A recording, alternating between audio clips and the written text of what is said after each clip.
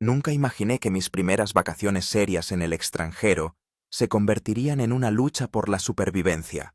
Tenía 18 años, y en lugar de prepararme para entrar en la universidad, convencí a mis padres para que me dejaran hacer un viaje organizado por Sudamérica.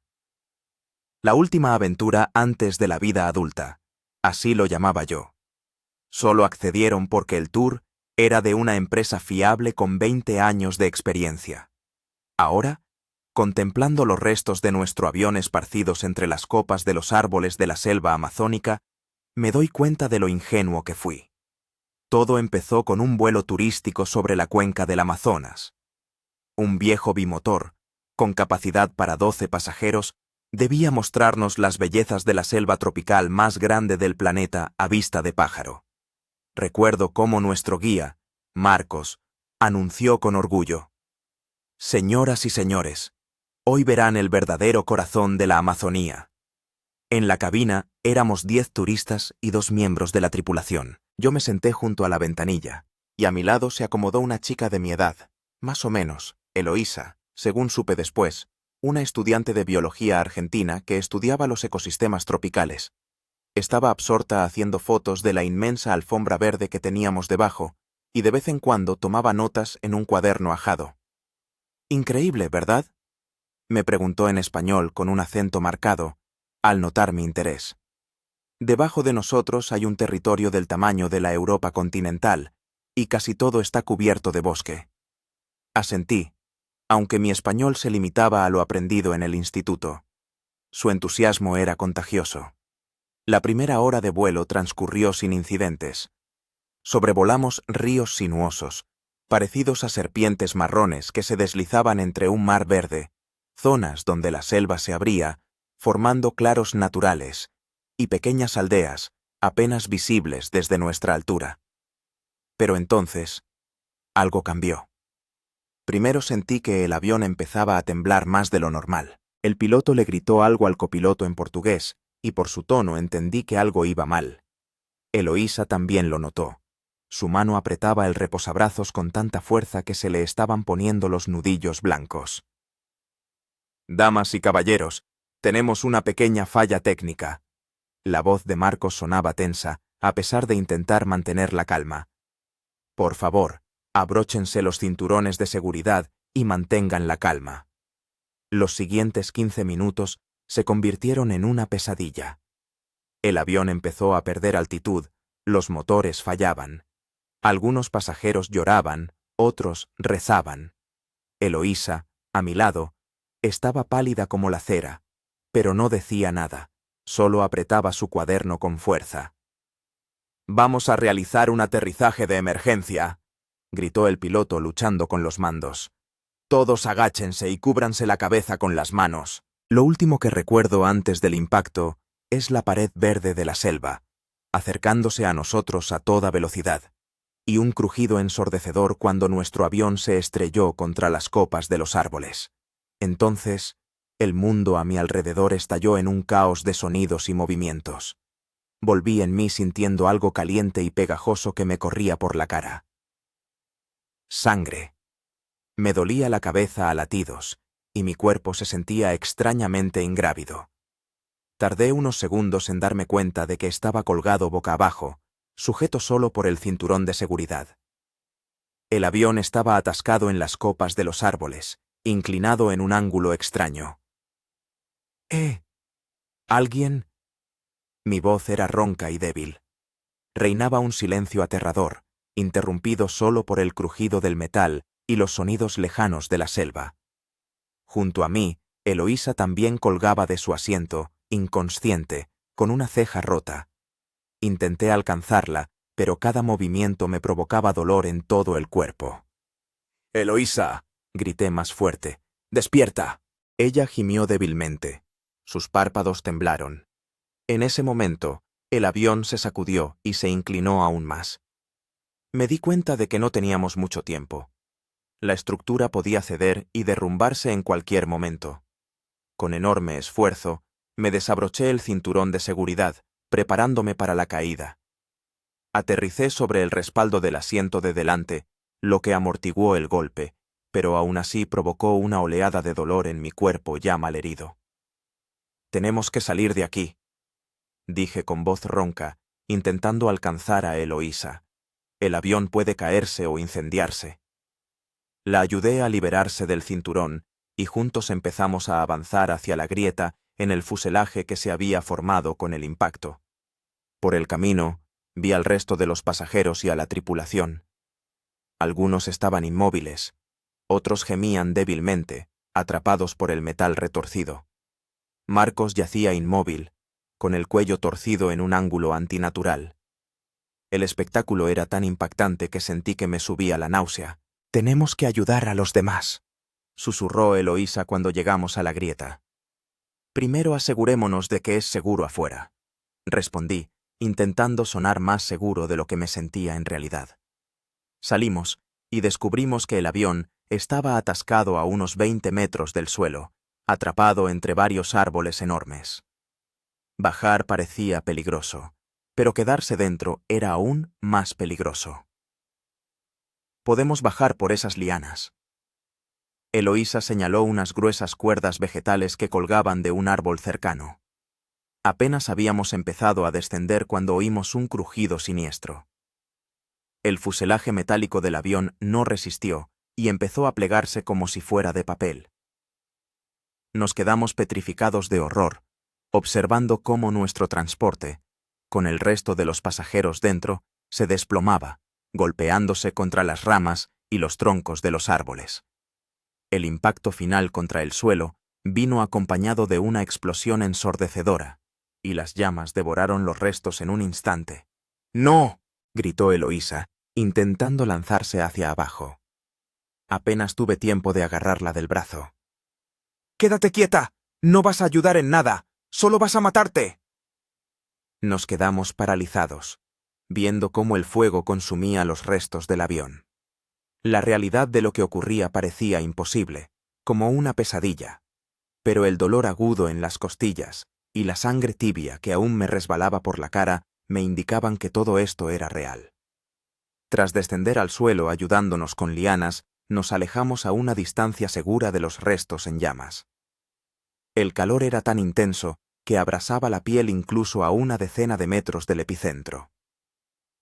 El humo se elevaba por encima de las copas de los árboles, y por un instante pensé que podría atraer a los equipos de rescate.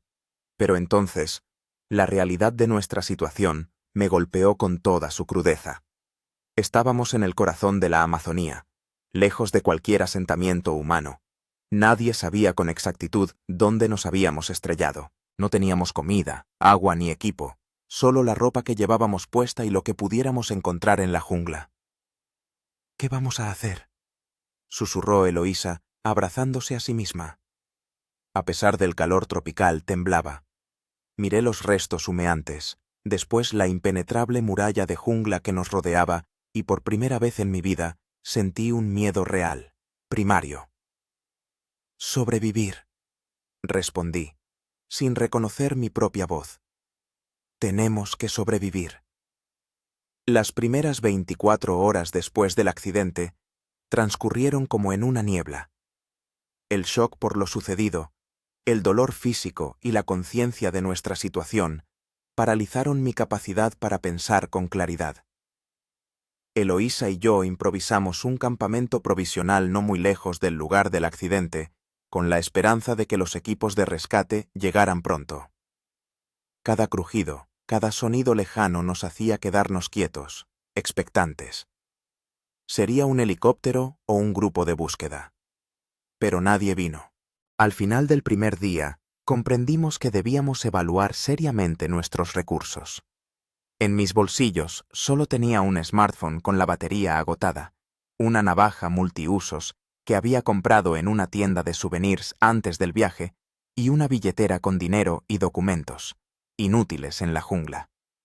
Eloísa estaba en mejor situación. Además de un cuaderno con notas, tenía un pequeño botiquín de primeros auxilios que siempre llevaba consigo, una brújula colgada al cuello y una botella de agua de medio litro. «Tenemos que curarnos las heridas», dijo, abriendo el botiquín. «Si no, con este clima se infectarán rápidamente».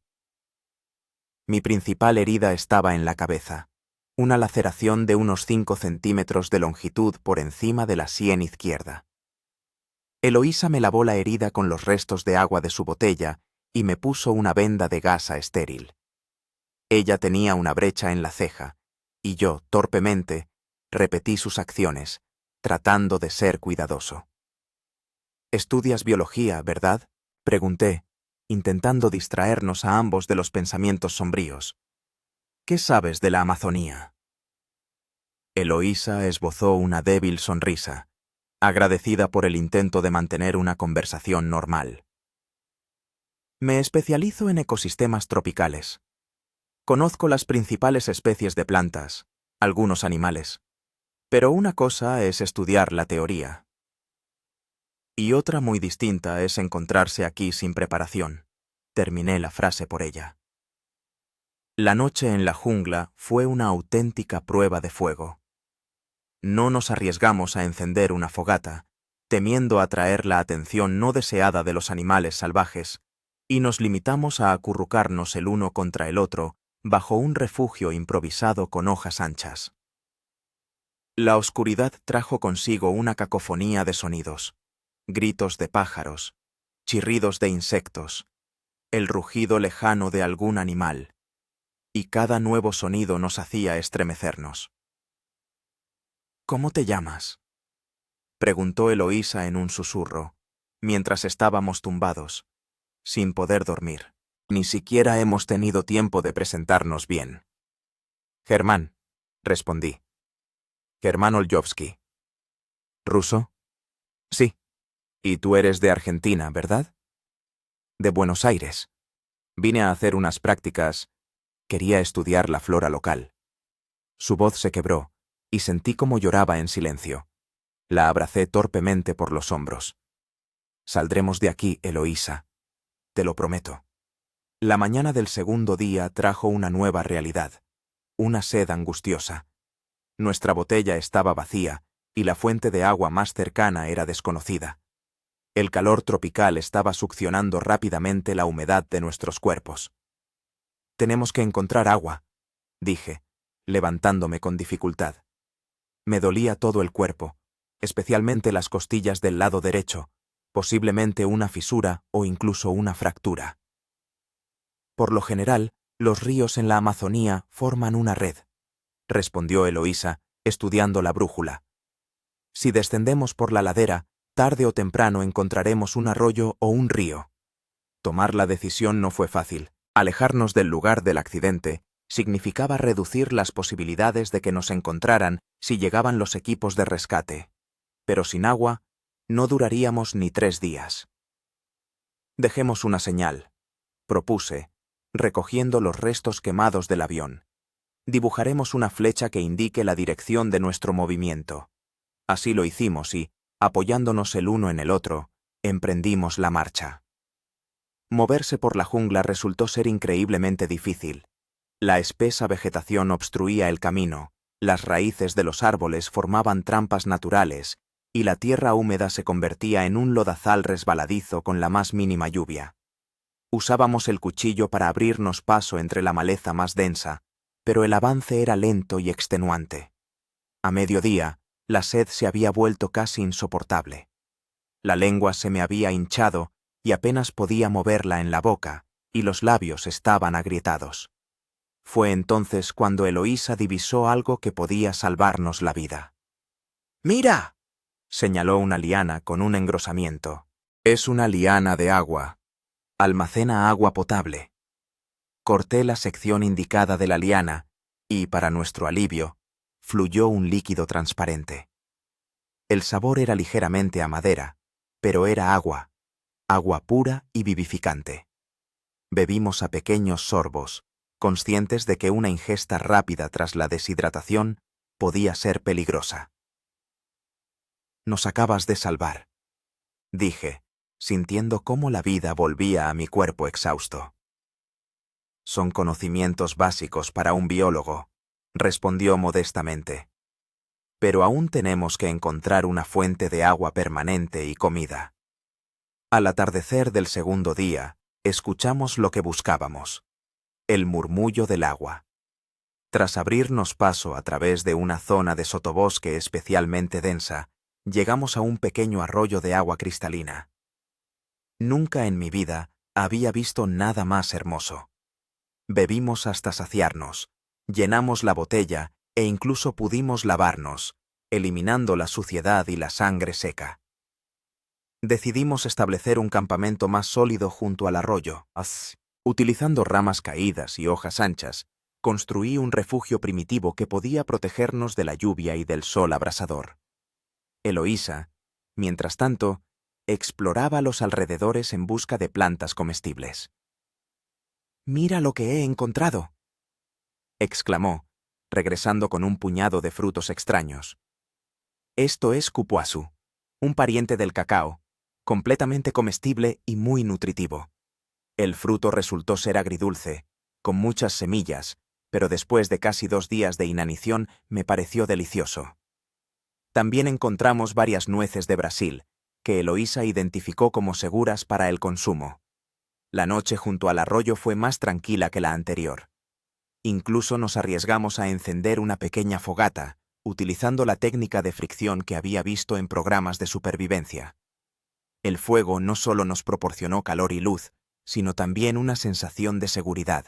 La mayoría de los depredadores evitan las llamas.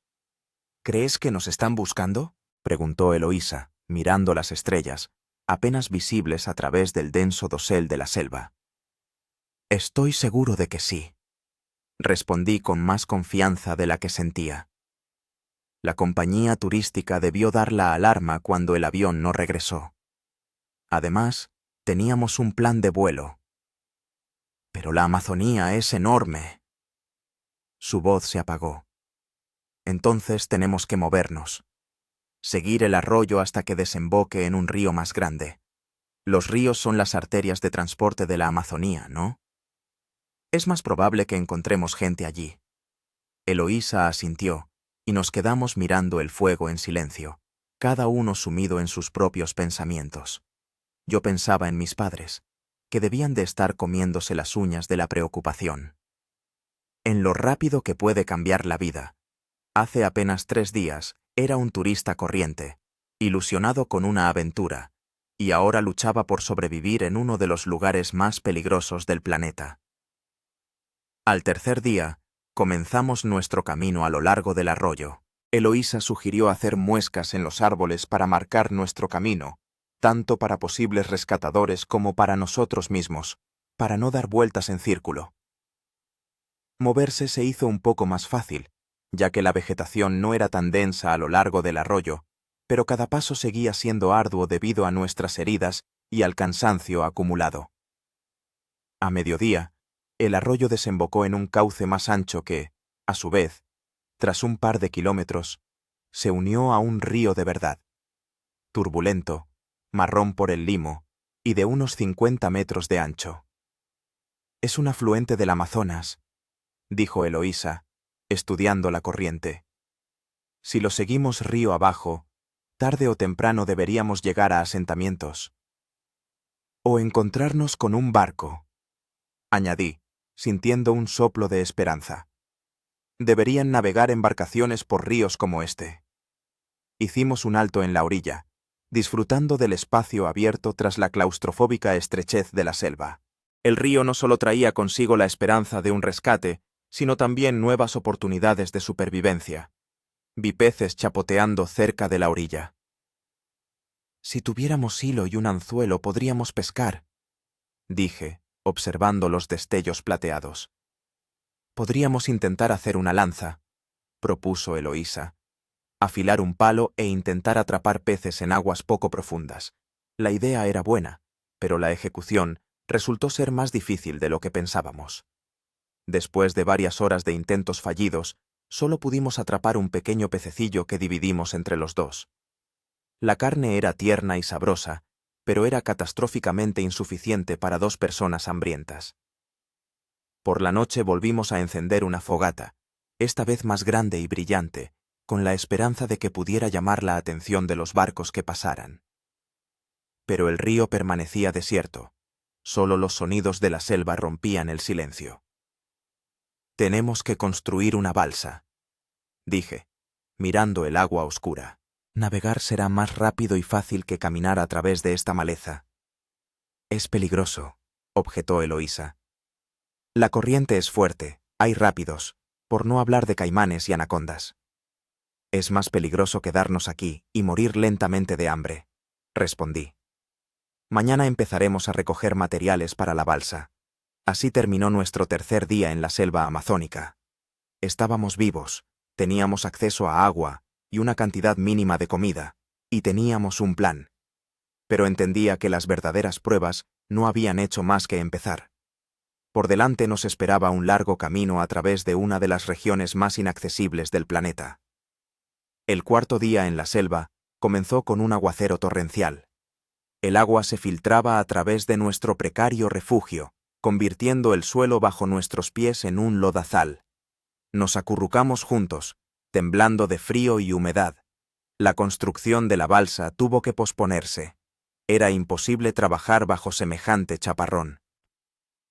En la estación de lluvias, estos aguaceros pueden durar horas, dijo Eloísa, observando las gotas que resbalaban por las hojas. Pero también tiene su lado bueno. El agua de lluvia es pura, se puede beber. Colocamos la botella bajo la ducha natural y pronto la llenamos de agua fresca. Eloísa también me enseñó a recoger agua de lluvia en hojas anchas, dobladas en forma de embudo. Fue una pequeña lección de supervivencia que luego nos resultó útil en más de una ocasión. Hacia el mediodía, la lluvia cesó, y nos pusimos manos a la obra con la recolección de materiales para la balsa. Necesitábamos troncos rectos y fuertes para la base y lianas para atar la estructura. Con la ayuda de mi navaja multiusos, cortamos varios árboles jóvenes del tamaño adecuado y una gran cantidad de lianas. La construcción resultó ser mucho más laboriosa de lo que habíamos imaginado.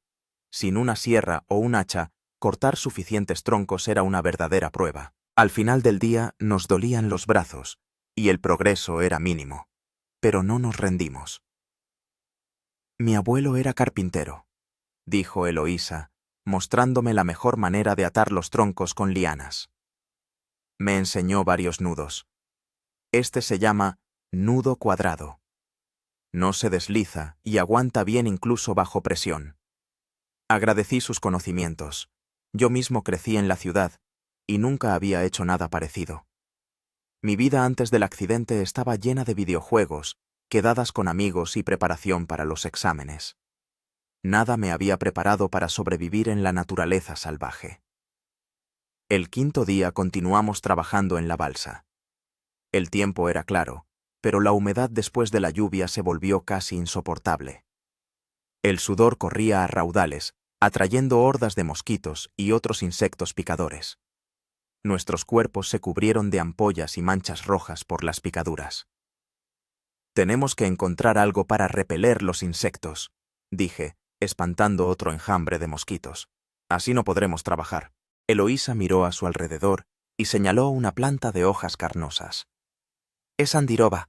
Los lugareños utilizan el aceite de sus semillas como repelente. Podemos intentar machacar las hojas y aplicarlas sobre la piel.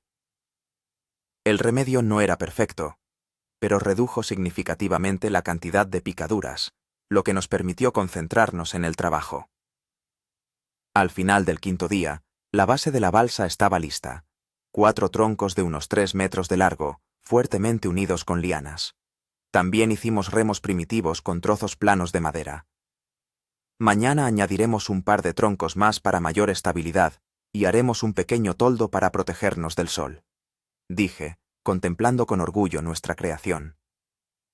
Y hay que recoger provisiones antes de zarpar, añadió Eloísa. He visto algunos árboles frutales río arriba. El sexto día lo dedicamos a terminar la balsa y recoger provisiones. Eloísa encontró un árbol con frutos parecidos a mangos y varios arbustos con bayas que identificó como seguras. Yo intenté pescar de nuevo, esta vez con más éxito. Conseguí ensartar 2 peces decentes en la lanza improvisada. Asamos el pescado al fuego y nos dimos un verdadero festín antes de la partida. Por primera vez en casi una semana en la selva, nos saciamos por completo. Esto nos dio fuerzas y confianza antes del viaje que nos esperaba. ¿Cuánto crees que tendremos que navegar?, pregunté mirando el río que se oscurecía. Es difícil decirlo, respondió Eloísa pensativamente. Decenas, quizás cientos de kilómetros. Todo depende de dónde estemos exactamente y a dónde lleve este río. Navegaremos hasta que encontremos gente o salgamos a la civilización, dije con determinación. No tenemos otra opción. En la mañana del 7º día, botamos nuestra balsa al agua. La estructura resultó ser sorprendentemente estable y flotaba bien. Cargamos nuestras modestas pertenencias: una botella con agua, provisiones de fruta, un cuchillo y un botiquín, y nos alejamos de la orilla. Las primeras horas de navegación fueron casi idílicas. La corriente nos llevaba a una velocidad de unos 3 o 4 kilómetros por hora, evitándonos la necesidad de remar constantemente. Podíamos simplemente dirigir la balsa con los remos, evitando los troncos y los bancos de arena. A ambos lados se extendían interminables muros de vegetación, que a veces se abrían para revelar pequeñas playas de arena o afloramientos rocosos. «Es impresionante», susurró Eloísa, observando los pájaros de plumaje brillante que volaban sobre el río. Si no fuera por las circunstancias, diría que es el lugar más hermoso que he visto en mi vida. Entendía a qué se refería. A pesar del peligro y la incertidumbre de nuestra situación, era imposible no admirar la grandeza y la belleza de la naturaleza que nos rodeaba. La Amazonía era, al mismo tiempo, nuestra prisión y nuestra salvación. Hacia el mediodía, el idilio terminó. El río se estrechó, la corriente se aceleró y, delante, aparecieron los rápidos. No eran muy grandes, pero sí lo suficiente como para representar un peligro para nuestra frágil embarcación. «¡Agárrate fuerte!», grité, intentando dirigir la balsa a la parte más tranquila del flujo. Entramos en los rápidos y la balsa tembló como si tuviera convulsiones. El agua nos azotaba por todos lados, amenazando con arrastrarnos al río. Me agarraba con todas mis fuerzas a los troncos, intentando al mismo tiempo maniobrar con el remo. Eloísa, a mi lado, hacía lo mismo, con el rostro contraído por la tensión. Durante unos minutos luchamos contra la corriente hasta que por fin llegamos a un tramo más tranquilo del río. Milagrosamente, nuestra balsa permaneció intacta, aunque perdió parte del toldo.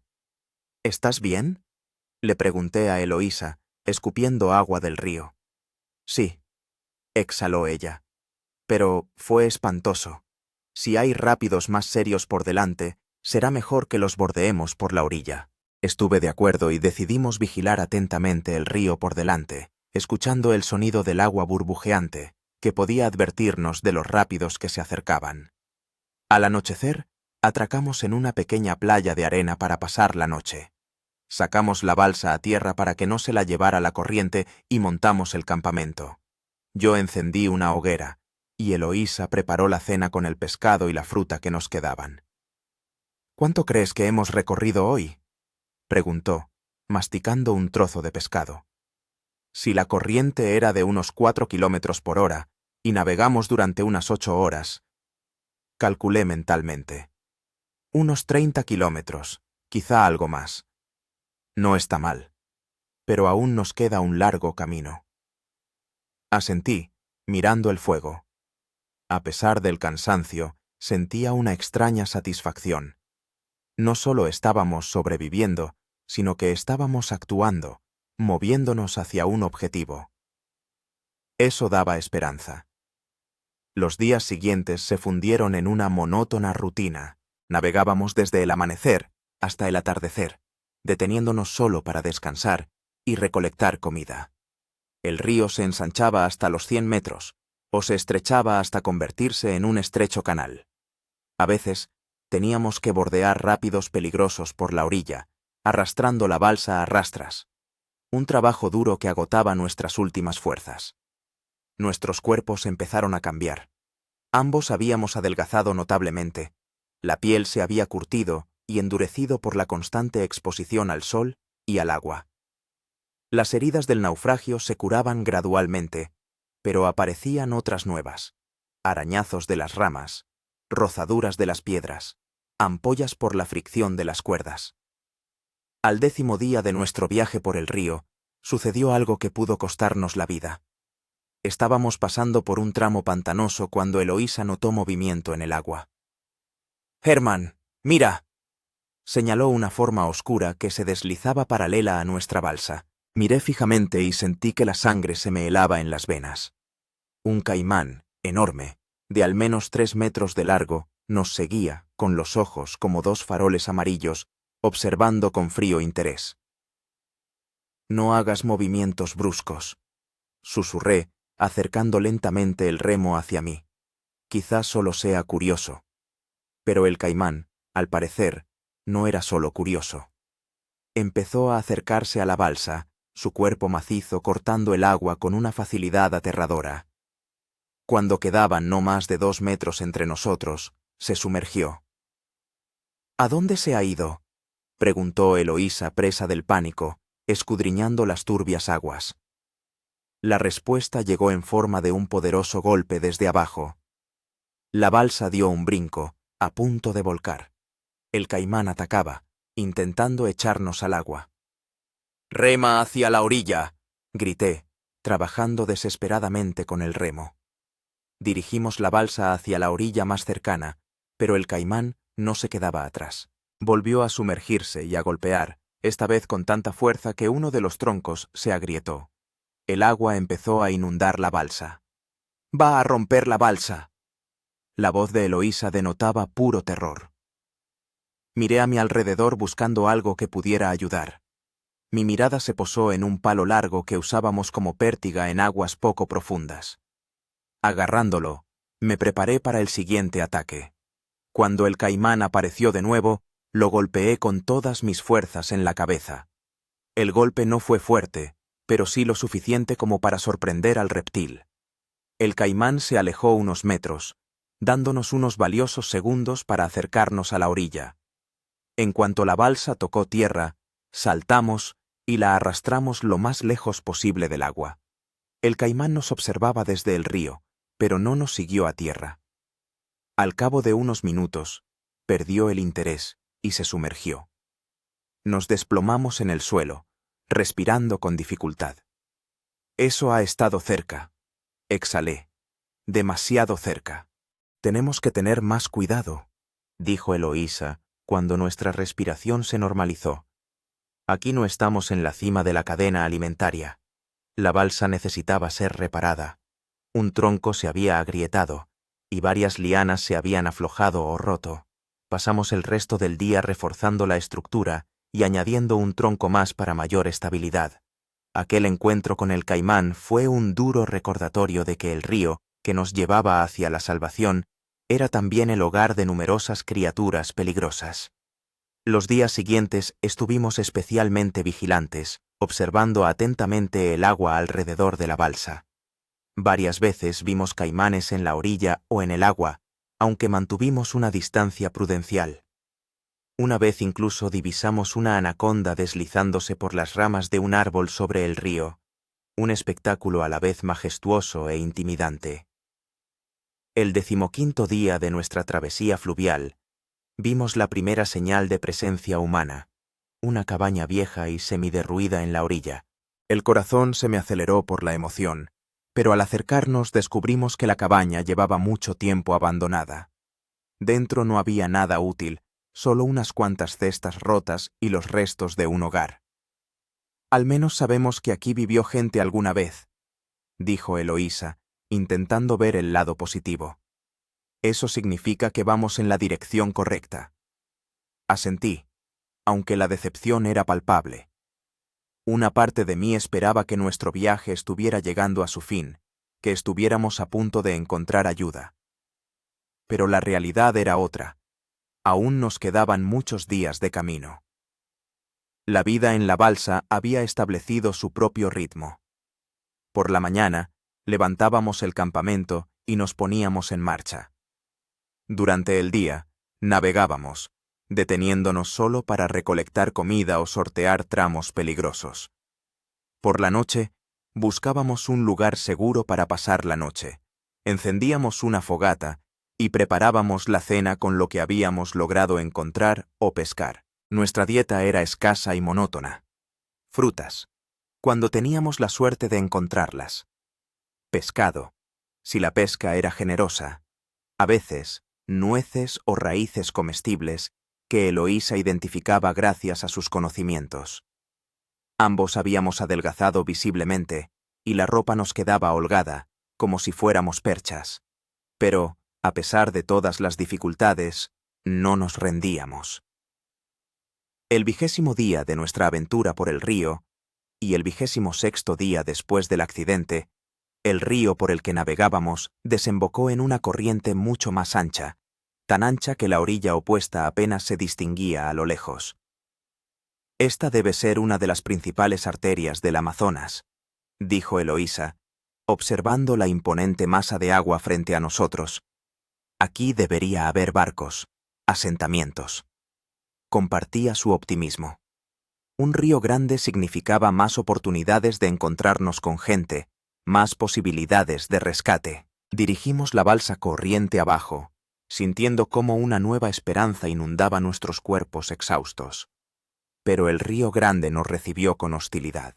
La corriente era más fuerte, las olas más altas, y el espacio abierto significaba que estábamos completamente a merced de los elementos. Nuestra pequeña balsa, que también nos había servido en el afluente, parecía frágil e insegura en esta vía fluvial principal. Además, el clima empeoró repentinamente. El cielo se cubrió de nubes, se levantó el viento y pronto comenzó a llover. No la típica lluvia torrencial tropical, sino un verdadero diluvio tormentoso. La visibilidad se redujo a unos pocos metros, las olas salpicaban la balsa y el viento amenazaba con arrancar nuestro improvisado toldo. «¡Tenemos que llegar a la orilla!», grité por encima del ruido de la lluvia. «Es demasiado peligroso». Eloísa asintió, con el pelo empapado pegado a la cara. Empezamos a remar hacia la orilla, pero el viento y la corriente nos arrastraban cada vez más hacia el centro del río. Nuestros esfuerzos parecían inútiles contra el poder de la naturaleza. «¡No podemos!», gritó Eloísa después de varios minutos de lucha infructuosa. «¡Nos está arrastrando!». Me di cuenta de que tenía razón. No podíamos enfrentarnos al río. Lo único que nos quedaba era intentar mantener la balsa a flote y esperar que la tormenta amainara pronto. «Agárrate fuerte a los troncos», ordené, «y átate con una liana por si la balsa vuelca». Hicimos todo lo posible por afianzarnos a la balsa. Até nuestras escasas pertenencias para que no se las llevara una ola, y Eloísa y yo nos abrazamos en el centro de la estructura, agarrándonos a los troncos con los dedos blancos por la tensión. La tormenta rugió durante varias horas. Nos arrojó por el río como a una astilla, a veces girando sobre nuestro eje. Varias veces las olas casi volcaban la balsa, pero milagrosamente logramos mantener el equilibrio. Estábamos empapados hasta los huesos, congelados y agotados por la constante tensión. Cuando la lluvia finalmente empezó a amainar y el viento se calmó un poco, miré a mi alrededor. Lo que vi me llenó de horror. No se veían las orillas. Estábamos en medio de una enorme extensión de agua, parecida a un lago o a una parte muy ancha del río. «¿Dónde estamos?», preguntó Eloísa, al notar mi expresión. «No lo sé», respondí con sinceridad. «Quizá nos ha arrastrado a una zona inundada o al delta. No veo las orillas». Eloísa miró a su alrededor y palideció. «Esto es malo, muy malo. Sin puntos de referencia, podemos estar navegando en cualquier dirección». Entendía su preocupación. Sin una brújula, que habíamos perdido durante la tormenta, y sin orillas a la vista, no podíamos determinar hacia dónde nos llevaba la corriente. Podríamos estar dando vueltas en círculo o, lo que era peor, alejándonos de la civilización. «Esperemos», sugerí. «Quizá las nubes se disipen y podamos orientarnos por el sol o las estrellas». pero las nubes no se disiparon. Al contrario, al caer la tarde, el cielo volvió a oscurecerse, presagiando una nueva tormenta. Pasamos la noche a la deriva en una dirección desconocida, empapados y congelados, sin posibilidad de encender fuego ni siquiera de secar la ropa. La mañana del 21º día trajo un pequeño respiro. La lluvia había cesado y los rayos del sol se filtraban a través de las nubes. Ahora al menos podíamos orientarnos para saber dónde estaba el este e intentar dirigir la balsa en la dirección correcta. Si estamos en el río principal, debemos seguir río abajo, dijo Eloísa, observando la corriente. Tarde o temprano llegaremos a algún poblado. Estuve de acuerdo y empezamos a remar, intentando mantener el rumbo que creíamos que llevaba la corriente, pero sin la referencia de las orillas, era difícil saber si nos movíamos siquiera. El agua a nuestro alrededor parecía estática, solo las ondulaciones del viento rompían la superficie. Hacia el mediodía la situación empeoró. El sol se escondió tras las nubes y volvimos a perder la orientación. Además, las provisiones de comida escaseaban. Solo nos quedaban unas pocas frutas y un puñado de nueces. Los intentos de pescar en aguas abiertas fueron inútiles. Los peces estaban más profundos de lo que alcanzaban nuestras primitivas herramientas. Quizás deberíamos elegir una dirección y simplemente remar, propuse después de varias horas de intentos infructuosos de fijar un rumbo. Es mejor avanzar hacia algún sitio que estar a la deriva sin rumbo fijo. Eloísa asintió, y escogimos la dirección donde nos pareció que el sol brillaba con más intensidad. Tal vez allí hubiera menos nubes, o quizás era solo un espejismo. En cualquier caso, nos daba un objetivo, algo a lo que aferrarnos en aquel laberinto acuático sin fin. Remamos durante horas, turnándonos cuando nos dolían los brazos. El progreso, si es que lo había, parecía mínimo. El espacio acuático a nuestro alrededor permanecía inmutable, vasto e indiferente a nuestros esfuerzos. Al atardecer del día 21, estábamos exhaustos física y mentalmente. El hambre nos retorcía el estómago, los labios se nos agrietaban por la sed. A pesar del agua circundante, beberla era peligroso sin filtrarla, y la piel nos ardía por las quemaduras del sol. No sé cuánto más podré aguantar, susurró Eloísa, con la voz débil y ronca. No vamos a ninguna parte. No podía llevarle la contraria. Nuestra situación parecía desesperada, pero rendirse significaba morir, y no estaba dispuesto a ello. Un día más, dije, intentando sonar más seguro de lo que me sentía. Intentémoslo un día más. Si nada cambia, pensaremos en otro plan. Eloísa sonrió débilmente y asintió. Su confianza me daba fuerzas para seguir adelante, a pesar de todas las dificultades. La noche fue inquietante. Sin fuego hacía frío, a pesar del clima tropical. Nos acurrucamos el uno contra el otro para darnos calor, mientras derivábamos en la oscuridad, rodeados de extraños sonidos. Chapoteos en el agua, gritos de aves nocturnas, un rugido lejano que podría pertenecer a un jaguar u otro gran depredador. La mañana del día 22 trajo un giro inesperado. Cuando los primeros rayos de sol se abrieron paso entre las nubes, divisé una línea oscura en el horizonte. «Eloísa, mira», la sacudí por el hombro, señalando la franja oscura.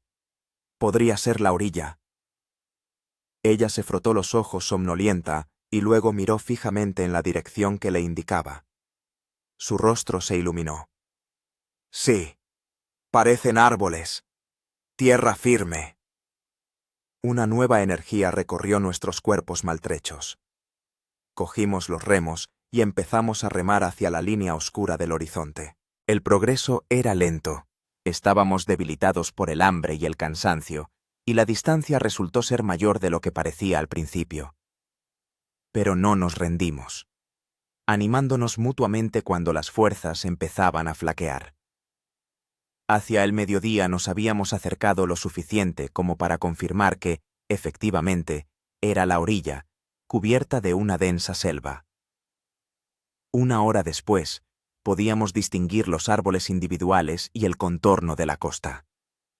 «¡Lo hemos logrado!», exclamó Eloísa cuando nuestra balsa finalmente tocó tierra. Nos arrastramos hasta la orilla con las piernas temblorosas. Después de 2 días en el agua, la tierra firme parecía extraña e inestable. Caímos de rodillas y nos quedamos allí tumbados un rato, disfrutando de la sensación de la tierra bajo nosotros. Cuando pasó la primera euforia, miramos a nuestro alrededor. La orilla estaba cubierta de una densa vegetación, típica del Amazonas. No se veían señales de presencia humana. Aún estábamos perdidos en la selva, pero al menos ahora teníamos una referencia sólida, el río, y podíamos seguir avanzando a lo largo de él. «Tenemos que encontrar comida», dijo Eloísa, poniéndose de pie. «Y construir un refugio. No parece que podamos seguir adelante hoy». Estuve de acuerdo. Estábamos demasiado exhaustos para seguir viajando. Un día de descanso, comida y sueño en un lugar seguro eran esenciales para recuperar fuerzas. Dividimos las tareas. Eloísa fue a buscar plantas comestibles, y yo me encargué de construir un refugio y preparar un lugar para hacer fuego. El trabajo avanzaba lentamente. Cada movimiento requería un esfuerzo, pero poco a poco el campamento empezó a tomar forma.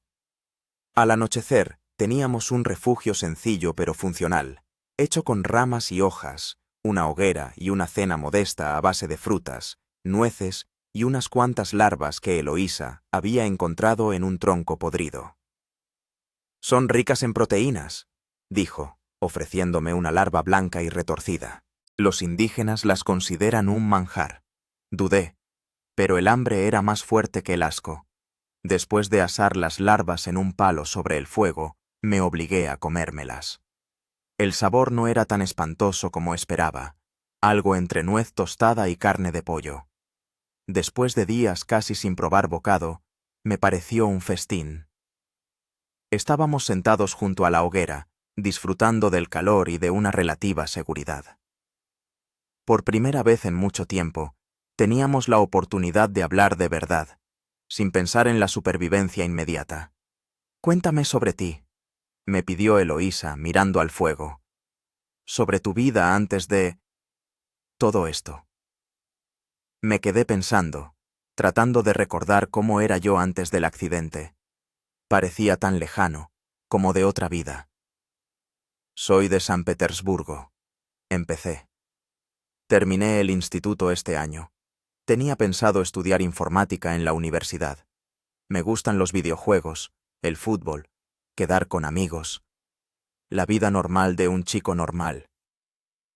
«¿Y tu familia?» «Mis padres, una hermana pequeña. Mi madre es médica, mi padre ingeniero. Deben de estar mordiéndose las uñas de la preocupación». Eloísa asintió, con los ojos brillantes a la luz del fuego. «Los míos también.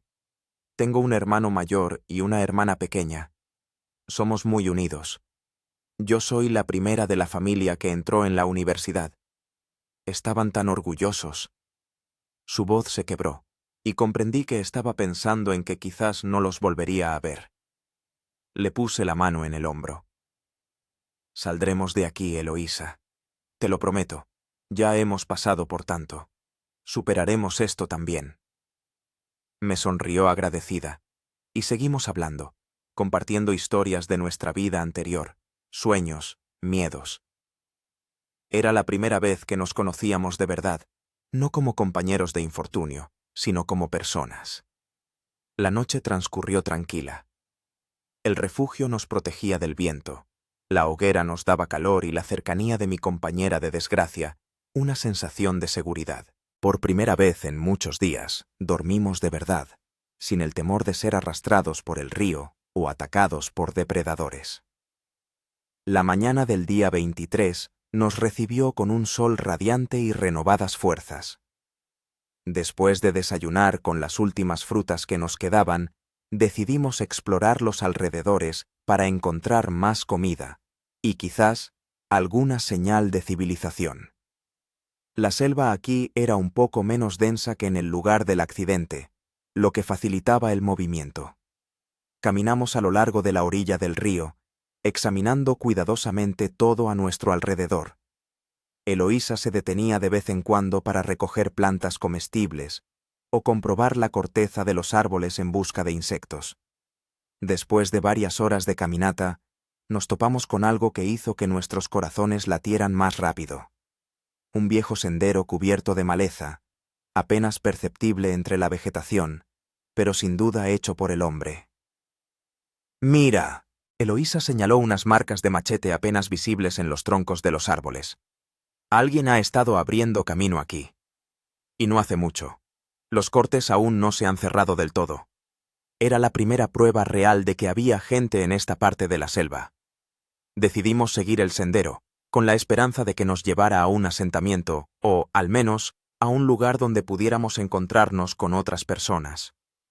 El sendero discurría paralelo al río, acercándose a veces al agua, otras adentrándose en la selva. Caminar por él era mucho más fácil que abrirse paso a través de la selva virgen, y pudimos cubrir una distancia considerable en un día. Al anochecer, vimos otra señal esperanzadora: los restos de una hoguera, claramente de origen humano. Las brasas estaban frías, pero no parecían muy viejas. Quizás el fuego había ardido allí hacía unos días. Seguimos el rastro de alguien, dije, examinando el lugar del campamento. Cazadores, pescadores, quizás incluso otros viajeros. O indígenas locales, añadió Eloísa. En esta parte de la Amazonía viven varias tribus, algunas de ellas casi sin contacto con el mundo exterior. La idea de encontrarnos con una tribu aislada era a la vez aterradora y alentadora. Por un lado, podrían ser hostiles a los extraños.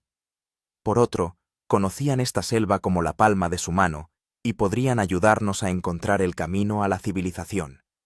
Decidimos seguir el sendero, pero con cautela y atentos a cualquier señal de presencia humana. Si nos topábamos con indígenas, mostraríamos intenciones pacíficas y pediríamos ayuda. Los días siguientes transcurrieron en un viaje relativamente tranquilo por el sendero. Nos movíamos más rápido que antes, gastábamos menos energía en superar obstáculos y teníamos más tiempo para recolectar comida. Nuestros cuerpos empezaron a recuperarse después del agotador viaje por el río, aunque todavía estábamos lejos de nuestro estado normal. El día 26 de nuestro viaje conjunto, y el cuarto día después de encontrar el sendero, vimos los primeros signos claros de una presencia humana permanente. Una pequeña parcela de selva había sido despejada, y en ella crecían plantas obviamente cultivadas por el hombre: mandioca, plátanos, algunas raíces. «Es una zona agrícola», dijo Eloísa, examinando las plantas. «Alguien está cultivando comida aquí. Debe haber un asentamiento cerca». Estábamos emocionados, pero también cautelosos.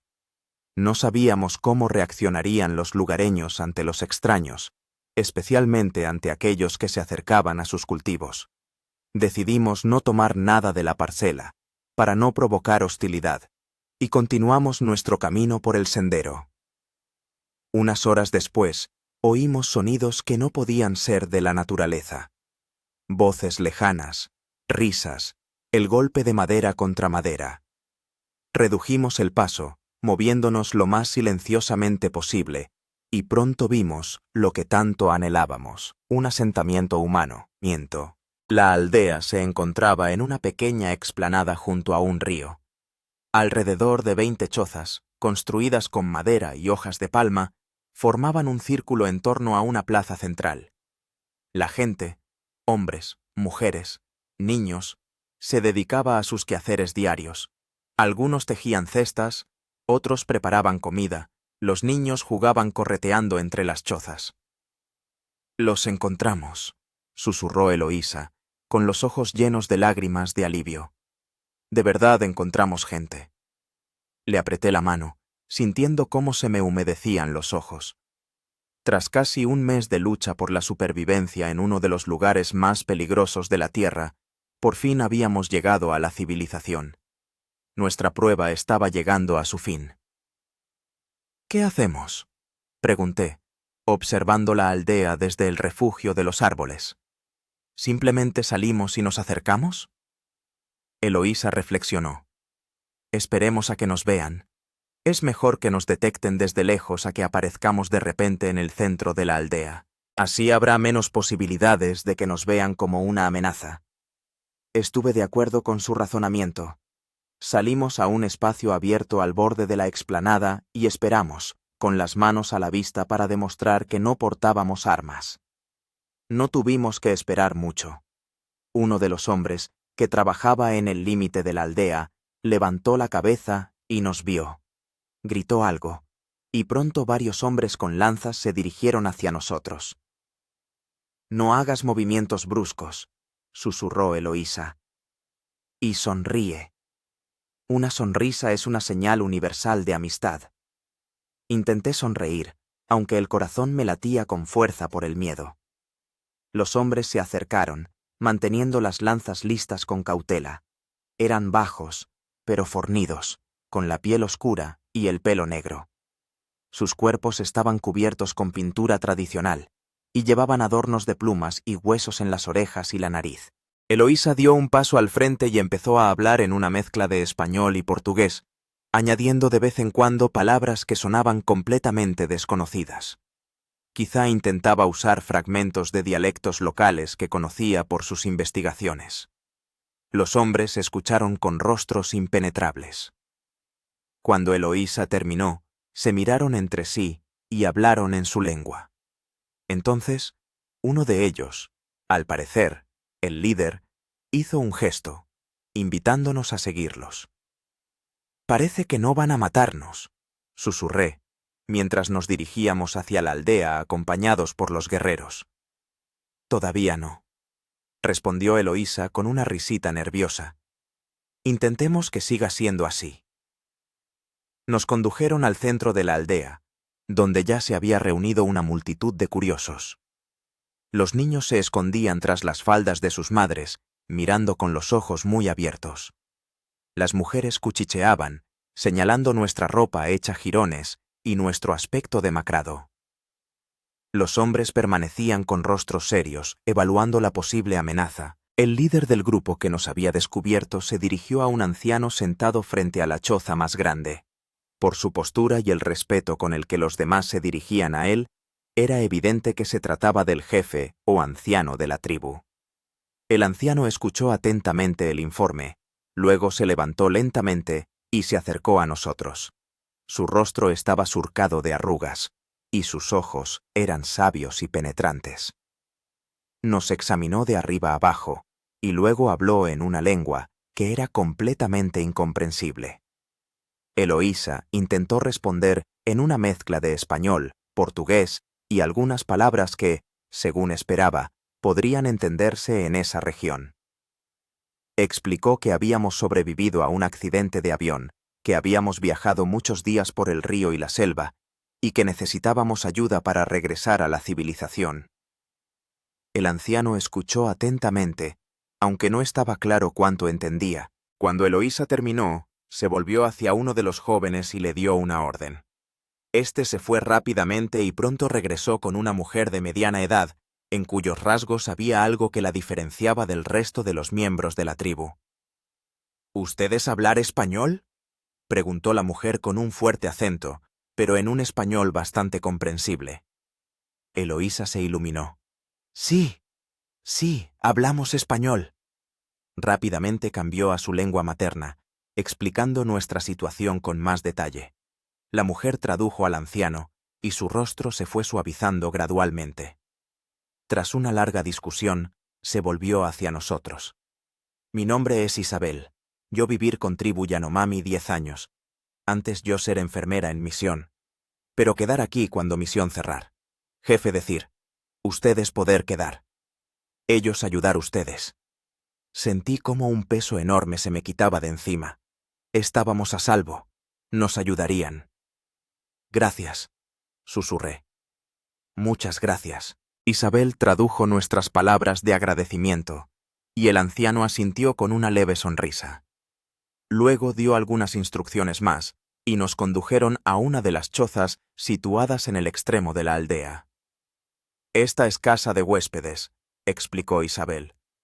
«Ustedes descansar, luego nosotros hablar más». La choza era sencilla, pero sorprendentemente confortable.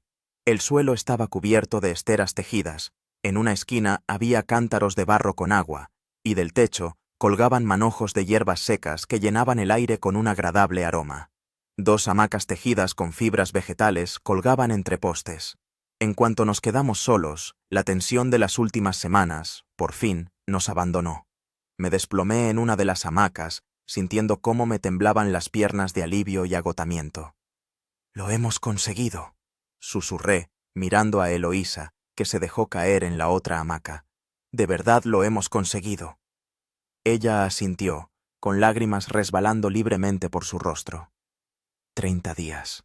Hemos sobrevivido en el Amazonas durante 30 días. Nos quedamos un rato tumbados, dejando que la realidad de nuestro rescate calara en nuestras mentes. Luego, uno tras otro, nos sumimos en un sueño profundo y tranquilo, el primer descanso verdadero en mucho tiempo. Nos despertó el sonido de voces en el exterior. Isabel entró en la cabaña con 2 mujeres jóvenes que llevaban cuencos de barro con comida y calabazas llenas de una bebida. «Habéis dormido casi un día», dijo Isabel con una sonrisa. «El jefe dice que necesitáis comida y descanso. Luego hablaremos de cómo ayudaros a volver a casa». La comida era sencilla, pero para nosotros parecía un festín. Pescado cocido, mandioca, algunos tubérculos y fruta. La bebida resultó ser zumo de mandioca ligeramente fermentado, agrio pero refrescante. Después de comer, Isabel examinó nuestras heridas y lesiones. Aunque la mayoría ya habían cicatrizado, algunas aún requerían atención. Aplicó remedios herbales locales que, según ella, ayudarían a prevenir infecciones y acelerar la curación. «¿Cómo acabaste aquí?», pregunté cuando terminó de tratar una abrasión en mi brazo. «¿Dijiste que eras enfermera en una misión?». Isabel asintió, su rostro se ensombreció. «Vine aquí con una misión católica hace 15 años. Construimos una escuela, un hospital, enseñamos a los niños. Pero luego llegaron personas que querían las tierras de la tribu. Amenazaron. Algunos misioneros fueron asesinados. La misión cerró. Todos se fueron. Yo me quedé. Ya amaba a estas personas, esta vida». «¿Y te aceptaron?», preguntó Eloísa. «No inmediatamente».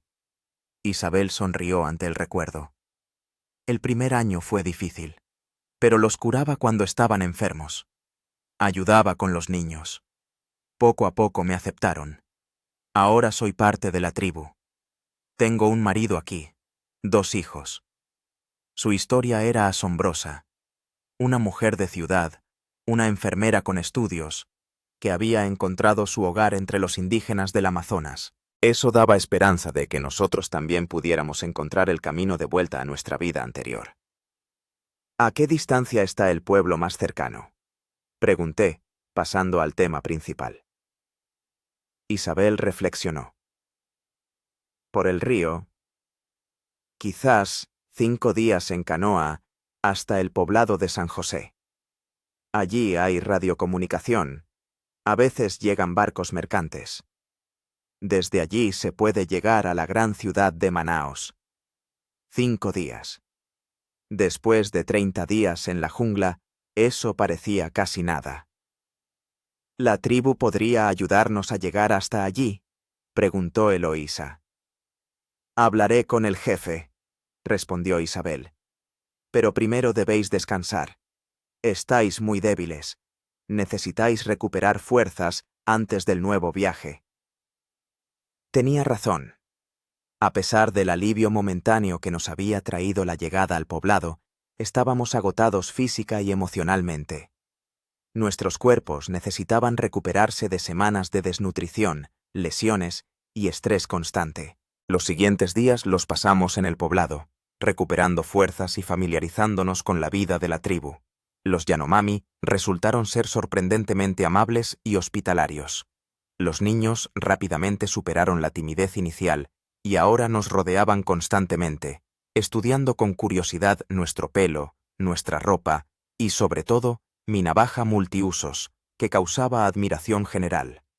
Las mujeres nos traían comida, Nos enseñaban a tejer cestas y hamacas, y nos enseñaban pacientemente algunas palabras en su idioma. Los hombres eran más reservados, pero también ellos poco a poco empezaron a incluirnos en algunas de sus actividades: pescar, recolectar fruta, reparar las cabañas. Eloísa estaba en su salsa. Como bióloga, estaba fascinada por la riqueza de la flora local y los conocimientos tradicionales de la tribu sobre las plantas y sus usos.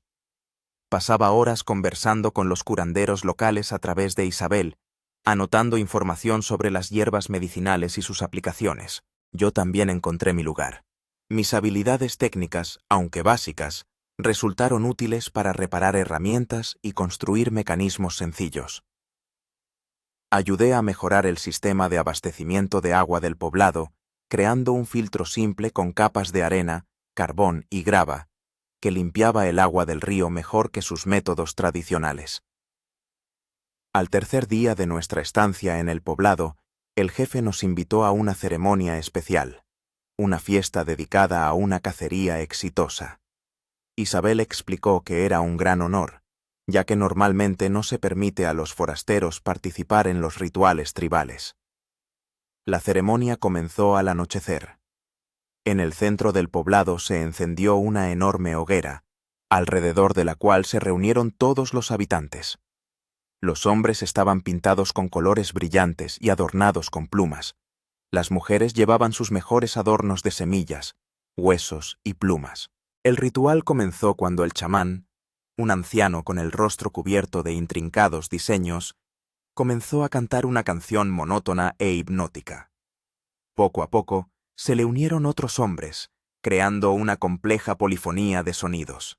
Las mujeres empezaron a danzar alrededor de la hoguera con movimientos fluidos y rítmicos. Están agradeciendo a los espíritus del bosque por una caza exitosa y pidiendo protección para la tribu, susurró Isabel, que estaba sentada a nuestro lado.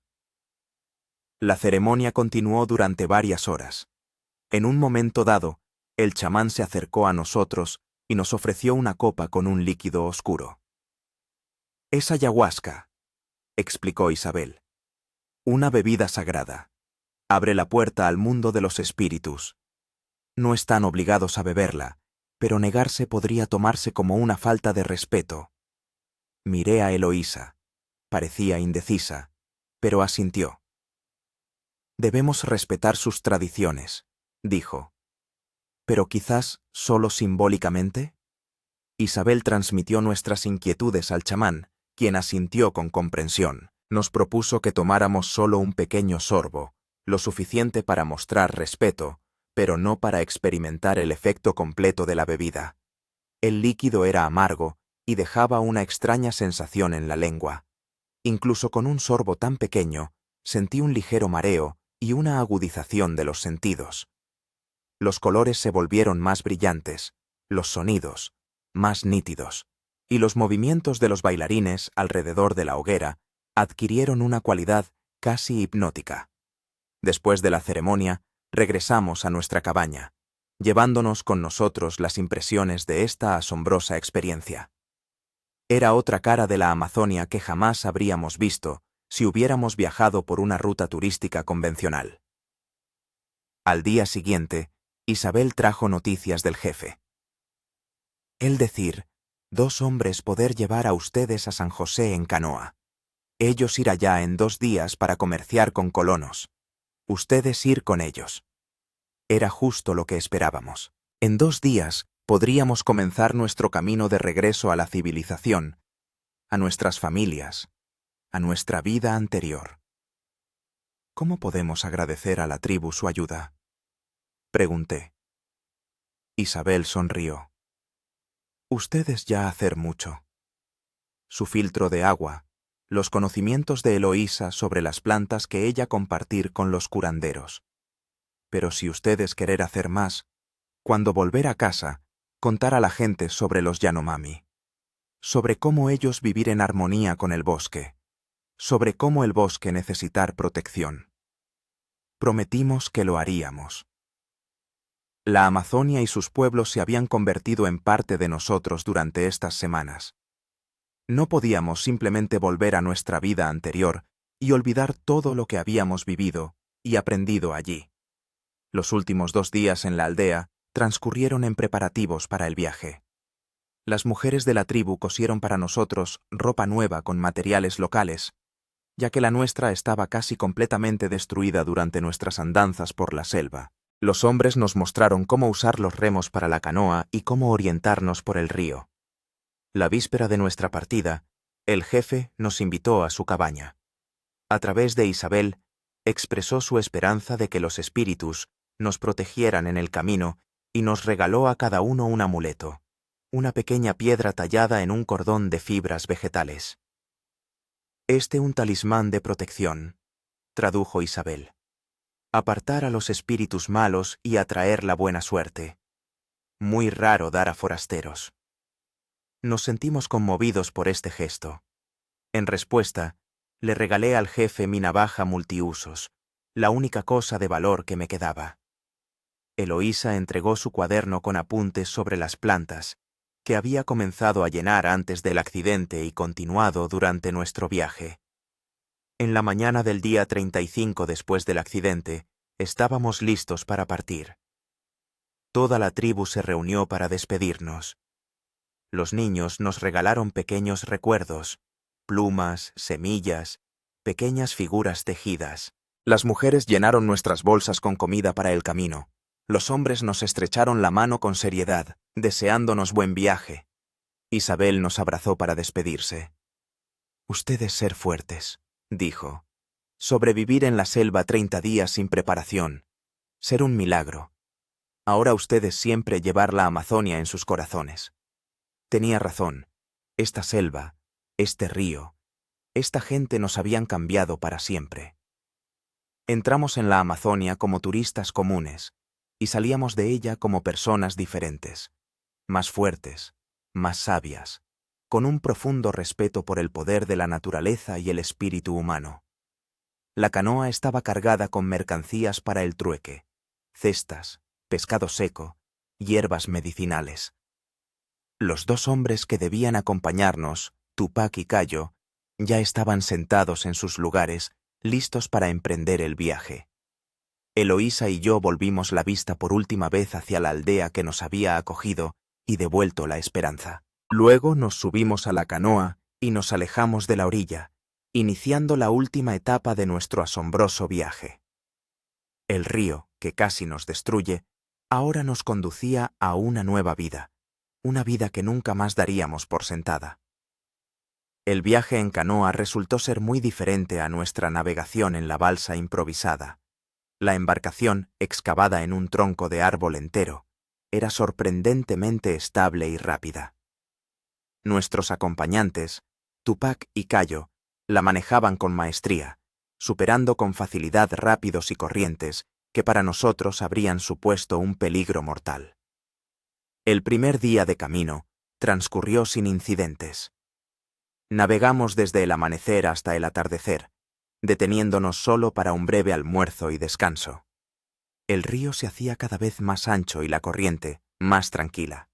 En las orillas, cada vez se veían más signos de actividad humana, zonas del bosque despejadas, muelles primitivos y, de vez en cuando, cabañas solitarias. Por la noche, atracamos en una pequeña playa de arena para pasar la noche.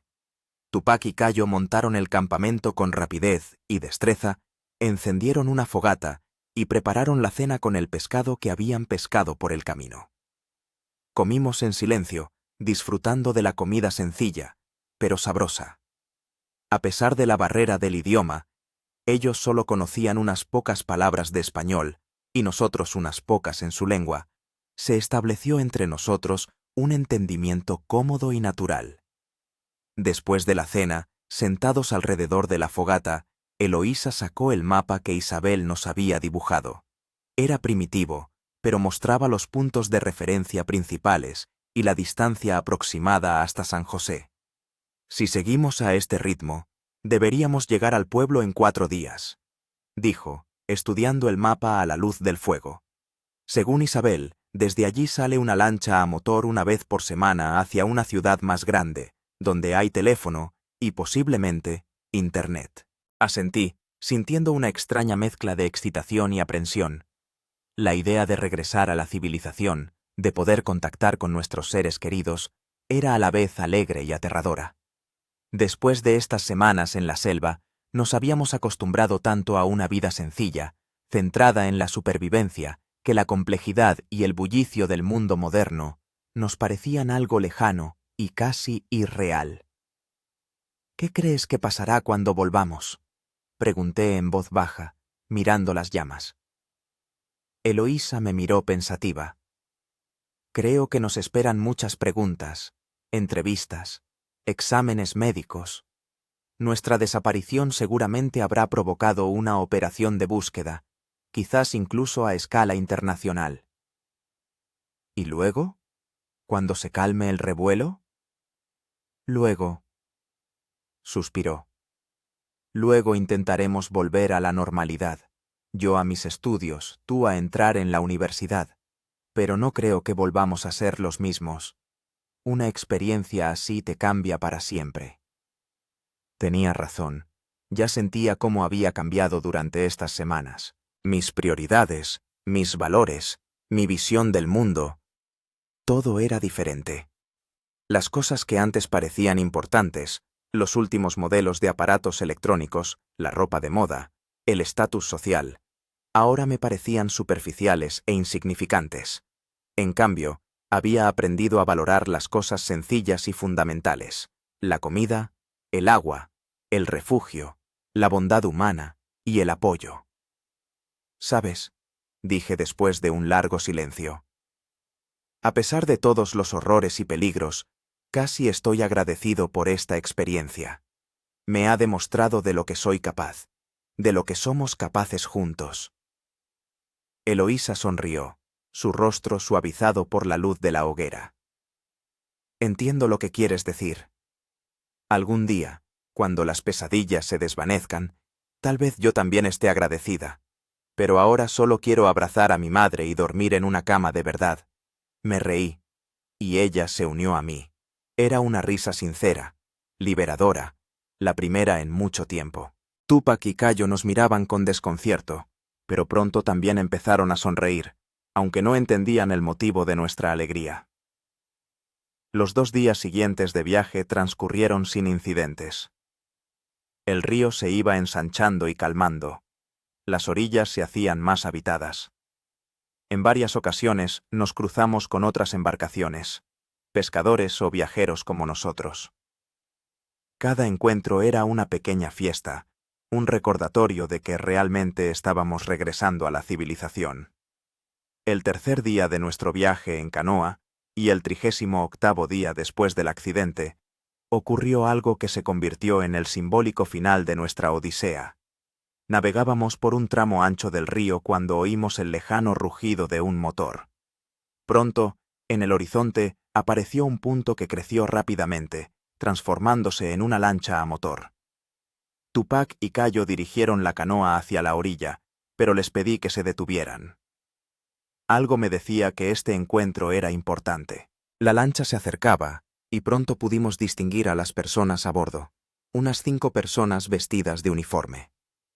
¡Es un equipo de rescate!, exclamó Eloísa poniéndose de pie y agitando los brazos. ¡Eh! ¡Estamos aquí! ¡Ayuda! Me uní a ella, gritando y agitando los brazos. La lancha cambió de rumbo y se dirigió hacia nosotros. Cuando se acercó, vimos el logotipo en el casco, el emblema de los servicios de rescate brasileños. ¿Hablan inglés? ¿Español?, gritó uno de los hombres de la lancha cuando estuvieron lo suficientemente cerca.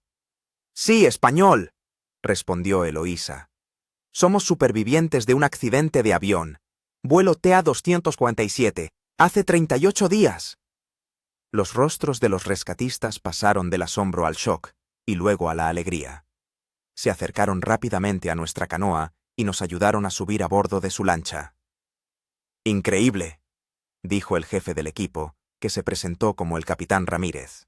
Los hemos estado buscando durante semanas, pero la búsqueda se suspendió oficialmente hace 20 días. Todos pensaban que no había supervivientes. Solo quedamos 2, dije, sintiendo de repente el peso del pensamiento de todos aquellos que no habían sobrevivido, de las 12 personas a bordo. El capitán Ramírez asintió con compasión. Los restos del avión se encontraron una semana después del accidente. Los rescatistas encontraron cuerpos, pero faltaban 2. Había esperanza de que ustedes pudieran haber sobrevivido, pero después de 2 semanas de búsqueda infructuosa, extendió las manos. Mientras hablábamos, uno de los miembros del equipo nos estaba brindando primeros auxilios, controlando nuestras constantes vitales y tratando las heridas que nos quedaban. Otro se comunicaba por radio con la base, informando de nuestro milagroso rescate. Tupac y Cayo observaban lo que sucedía con cierta inquietud. Le expliqué al capitán Ramírez que esas personas nos habían ayudado y que les habíamos prometido un pago por llevarnos hasta San José. No se preocupen, respondió el capitán. Les compensaremos por la pérdida de tiempo y de mercancías. Serán generosamente recompensados por su ayuda al salvar 2 vidas. Traduje esto a nuestros guías, utilizando una mezcla de español y gestos. Parecieron entender y se relajaron, al ver que estábamos en buenas manos. La despedida de Tupac y Cayo fue breve, pero emotiva. Nos abrazamos tratando de expresar nuestra gratitud sin palabras. Sonrieron, nos desearon suerte en su idioma y regresaron río arriba, hacia su aldea y su modo de vida. La lancha de los rescatistas nos llevó rápidamente a San José, un pequeño poblado que en otras circunstancias me habría parecido primitivo, pero que ahora se antojaba como la cumbre de la civilización, con su electricidad, sus tiendas e incluso una pequeña clínica, a la que nos dirigieron de inmediato. El médico de la clínica, el doctor Méndez, se asombró de nuestro estado relativamente bueno después de una estancia tan prolongada en la selva. Ambos están muy exhaustos y deshidratados. Tienen numerosas heridas e infecciones menores. Pero en general su estado es mucho mejor de lo que esperaba, dijo tras un examen minucioso, especialmente considerando que no tenían ninguna preparación especial para la supervivencia en la naturaleza. Tuvimos buenos